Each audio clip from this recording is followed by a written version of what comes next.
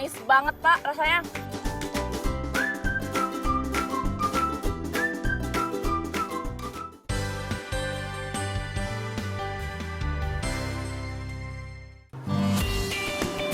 Yuk, Pak, kita cari-cari buah yang bisa.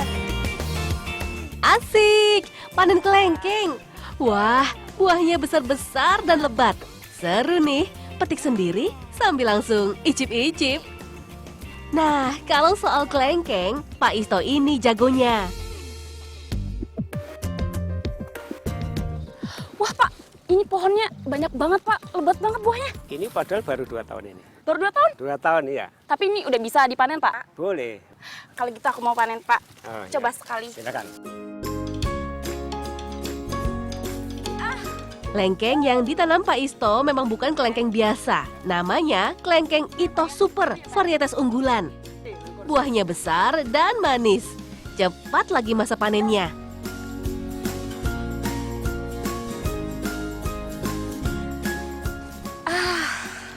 Wah, Pak, aku tuh beruntung banget datang ke sini tuh lagi musim-musimnya kelengkeng.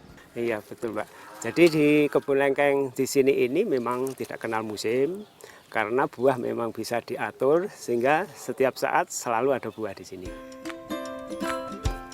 Nah, inilah salah satu keunggulannya. Kelengkeng jenis Ito ini tidak mengenal musim, alias bisa berbuah kapan saja sepanjang tahun. Wah, asik banget ya kalau punya pohon kelengkeng Ito di rumah. Apalagi kalau jumlahnya ratusan batang seperti Pak Isto. Bisa panen lengkeng terus-terusan nih. Kok bisa ya? Saya jadi penasaran. Pak, ngomong-ngomong kan Tania udah bantuin Bapak manen nih, Pak. Gimana kalau Tania mau cicip dulu? Boleh silakan. Tania cicip ya, Pak. Yang paling gede yang mana ya? Tania cicipin ya, Pak. Dagingnya tebel banget, Pak. Manis banget, Pak, rasanya. Ya inilah memang jenis kelengkeng Ito Super itu ya seperti ini. Pantesan rasanya super, emang super manis banget nih, Pak. Pak. Kelengkeng Ito awalnya adalah kelengkeng varietas dari Thailand.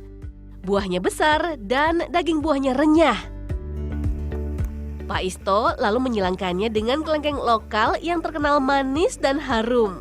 Hasilnya dinamakan kelengkeng Ito Super atau kelengkeng Ito Prambanan. Jauh sebelum membudidayakan kelengkeng Ito, Pak Isto terlebih dahulu mencoba membudidayakan kelengkeng jenis pingpong asal Vietnam di tahun 2001. Ia juga pernah membudidayakan jenis kelengkeng yang sedang booming pada tahun 2005-an.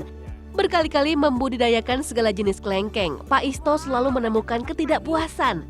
Hingga akhirnya Pak Isto berkenalan dengan kelengkeng jenis Ito beberapa tahun lalu.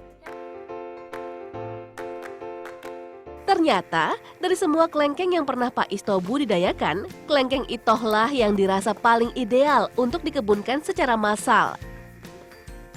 Jika dilihat sepintas, kelengkeng Ito tak berbeda dengan kelengkeng lainnya. Bagaimana cara membedakannya ya?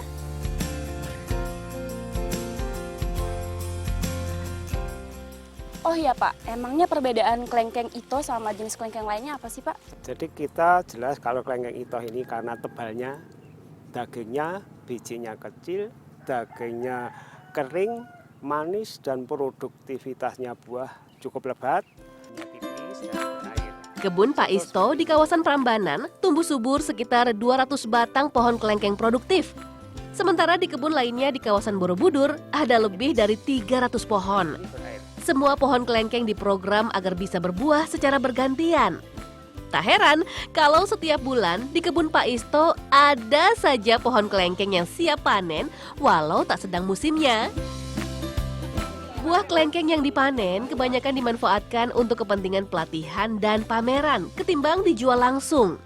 Pak Isto memang tidak fokus berjualan buah kelengkeng. Ia lebih tertarik untuk menyebarluaskan dan mempromosikan kelengkeng Ito Prambanan ke seluruh Indonesia. Manisnya keuntungan menjual buahnya, biarlah para petani yang merasakannya.